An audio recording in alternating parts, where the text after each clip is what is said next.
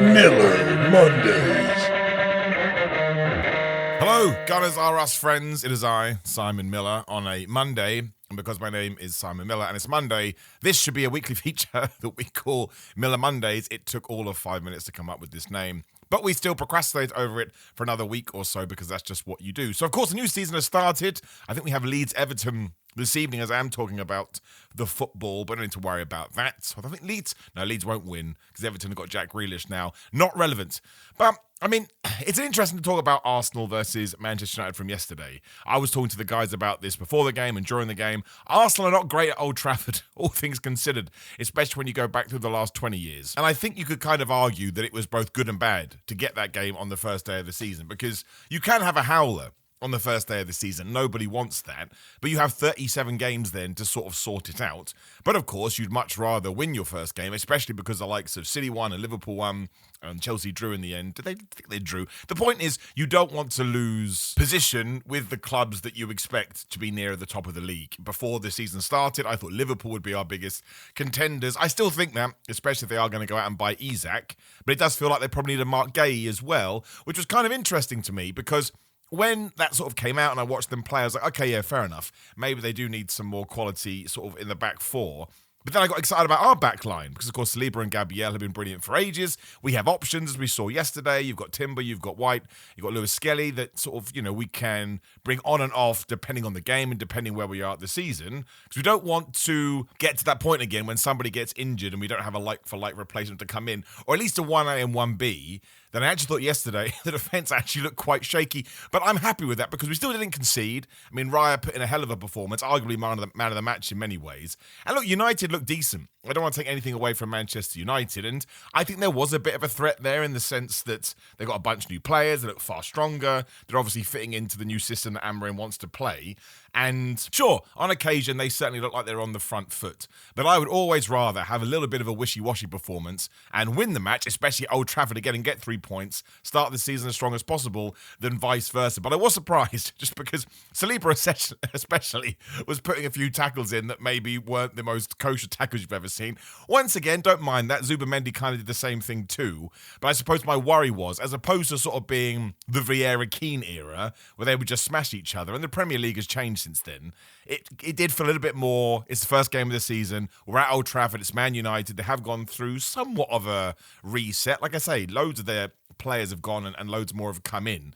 So maybe there were some nerves there, but that's okay. That's just a realistic way to look at it. They are just a bunch of human beings at the end of the day. And also, we didn't concede a goal, right? Score a goal, 1-0 to the Arsenal. We all know how that ties into the past. So it was an interesting game. I don't know if I agree with the fact that it was an unfair result. If somebody told me they thought Manchester United were the better team, I'm not sure I could argue it entirely. But I certainly don't agree with this idea that we looked all over the place and we looked like a shambles. I feel like we looked like we were bedding in, which can be a criticism for sure, in the sense that maybe we should have done that in pre-season. But then you get a bunch of nonsense too, like people saying, oh man, Gyökeres is rubbish, not going to be able to succeed. It's been one game. I was surprised he started because I didn't think he had much of a pre-season because, of course, he had all those issues with Sporting Lisbon, and it took forever to get him over the line. I think we've got to judge him 4, 5, 6 games in. The issue is Haaland, as weird as that sound. But because he landed and just went absolutely nuts and came from foreign lands, people expect everybody to do the same, but it's not realistic. And look, Gyökeres has played in the English game before. Obviously, his days at Brighton weren't ideal. Coventry was way better, but it's in a different league. So I get it, man. There's asterisks you can throw in there, but I am certainly not going to jump on it until, we get to sort of mid-October, late October, maybe even early November. And the reason I'm so happy we do have him is because now, once again, use that word, we have options. Yesterday could have been one of those games where we went 2-0 up and then it ended 2-2. We've seen that time and time again. But now, obviously we started with Gyökeres yesterday, but even if we decided to go back to more of what we were doing last year, if it's not working, or we just need some firepower, or we need a bully, or someone that can put it in with his head, you absolutely can rely on Gyökeres to do that. Or at least I think so, and if not, we would have made the wrong choice. But I do not believe that. I think that Arteta and the team are far too meticulous to not have sat down there. Look at Havertz, right? Everybody gets on Havertz's case, and I don't think he's an out-and-out number 9, so he did have to be replaced with somebody like Gyökeres, but he still gets the numbers, he still gets the stats, he's got Jack now, so that's only going to help. What a summer he's had. Again, Havertz didn't start yesterday. He can be brought on. And even the bench itself, I mean, Norgard, although apparently don't pronounce it that way, so forgive me for ruining that man's name. He didn't even start. Now, I don't know whether he's got an injury. I don't know whether it was a tactical thing. I don't know whether he just needs some more time to cook. But the fact that you have players like that sort of waiting to join the squad at any given time is going to be good, because Norgard is a very, very decent and strong, I will go with, person to have on the bench as and when you need to calm a game down. And this goes back to what I was just talking about, the whole, we're up 2-0 and then it's 2-2. Happens all the time, always against an Aston Villa, always against Crystal Palace, like teams like that. I think it happened against Southampton the last couple of years. That may be wrong, that may be me getting upset. But that's why I think on paper things look really, really good, and we may get somebody else in. I mean, the rumour is we were going to get Eze, but then something has changed and there's somebody else we'd rather get, so we're kind of banking on not doing that. I mean, I think that's a slight bit of a risk because, of course, Eze is another one. He plays for Crystal Palace. He knows the league. He was very good against whoever the flop. They played Chelsea, right? Yeah, that was where the draw was. I thought he did well there, had a goal disallowed, and that obviously caused controversy, but welcome to the Premier League. And even sort of in midfield, you have Madueke that I think will bed in well. I think it was massively unfair, the reaction that he did get. Because you need to judge somebody on what they do on the pitch, not just because you don't like the name. And he has played for England, and I don't know why Chelsea was so happy to sell him. Maybe it turns out, that it was a bust. I think the issue is that it's another player we got from Chelsea. I would say that Havertz is a success.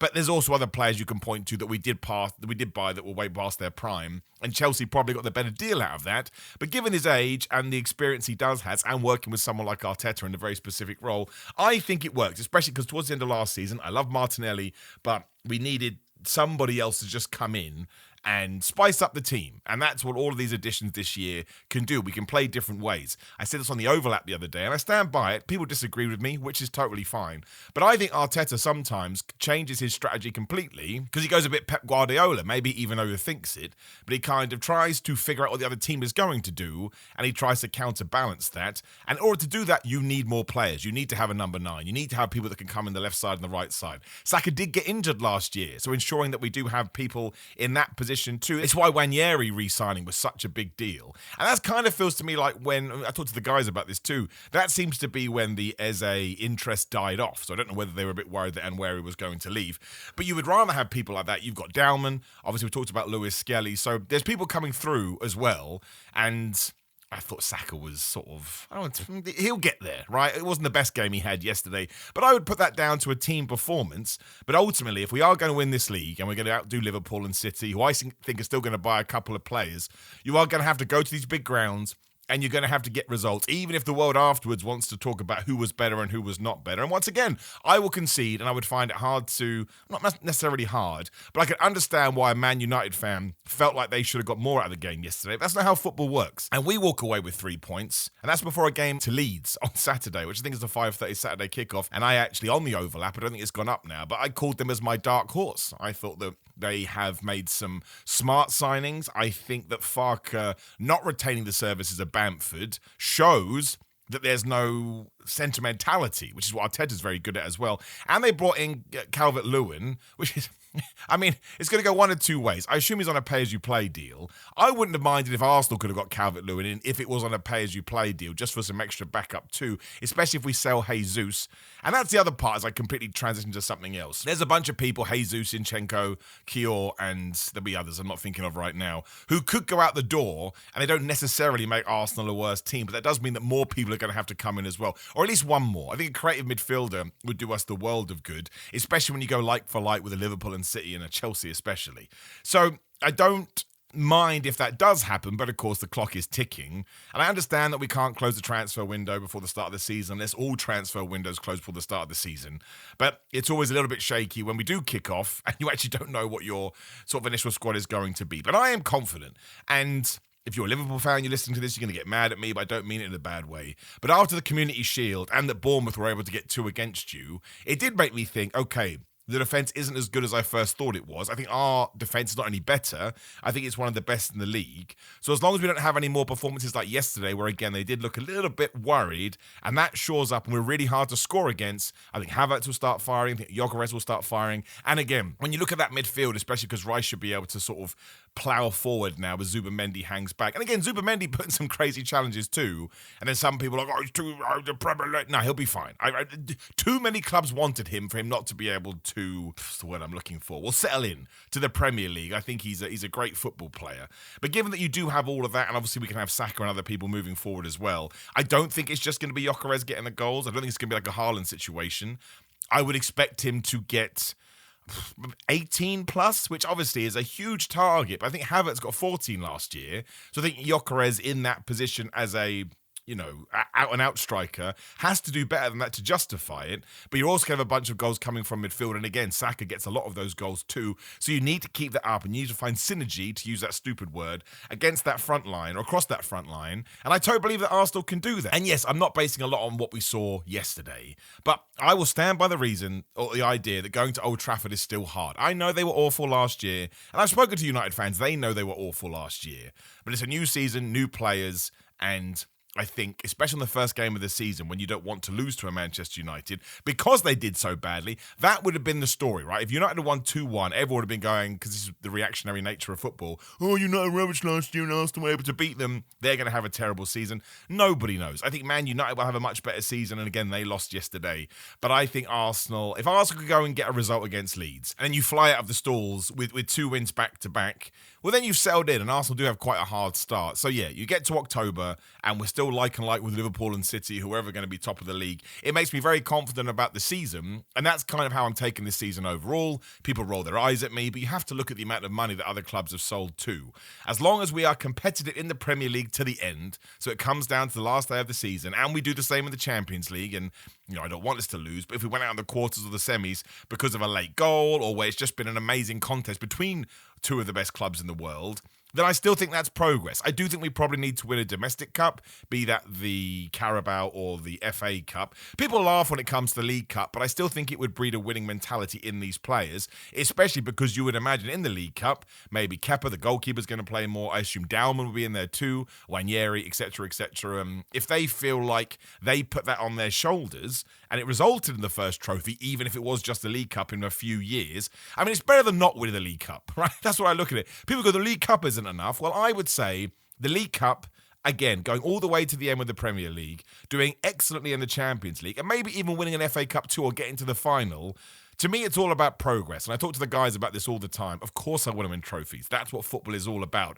But I also like the mentality of the club right now. And it's why I wouldn't want Arteta to go. I like Arteta. I like the vision. I'm not even sure what other manager would come in. And of course, his time will run out eventually if he doesn't bring silverware to the club. We know this. We see it time and time again. Nobody is the exception. But I'm enjoying football. And I'm enjoying Arsenal, even after yesterday, which again was a 50-50 performance.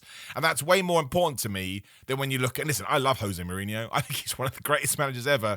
But you see sometimes he'll be winning trophies, but there is no relationship between him and the fans. It just feels toxic, to use everybody's favourite word. I do not feel that way with Arteta. And actually, one of the reasons, aside from the obvious, I want to do so well is because I like Arteta and the team he's put together so much. And football at the end of the day is meant to be entertainment. It's meant to make you feel warm and fuzzy in your tum-tum. And it does. And I kind of feel like if somebody else came in and shook this all up, maybe I wouldn't feel as close to the team, which sounds silly, but I mean it, as I do. So listen, 3 points on the board. Be the first person to hold my hands up and say not the greatest performance, but I'm happy for the boys to sort of find their feet, find the foundation. It's also their first competitive game with a brand new squad. Like there have been sort of a few additions there, and there may be one more. But I'm excited about how Rice and Zubimendi can work together. I would imagine more often than not, Zubimendi will hang back and Rice will move forward. But you can get that pivot there, as football professionals like to say, or pundits like to say. And I think that opens the door for, well, listen, I love Jorginho, but he lost his legs a little bit. And I think probably all things considered, it's quite good that Partey moved on. So these two bring a freshness. And Rice showed it last season. And like I say, I think this is going to free him up more. So I remain cautiously optimistic, and only cautiously because I think City, Liverpool and Chelsea and other teams are really good. And you saw what Sunderland did. Now, I think West Ham are in dire straits. But if now you're going to get the promoted teams also causing you a problem, well, they may be able to steal away 1 or 2 points here and there, and we don't need that. Which means, yes, to draw a line under it, getting 3 points at Old Trafford in the first game of the season, I think is terrific. I'm still going to say it, we will win the league, right? I think you should go into every single season believing that, and nothing I saw yesterday took that faith away. So we're going to do good. We're going to do great. It's going to be a great season, and again, just to throw one last rumour in there, who's to say we're not going to get another player?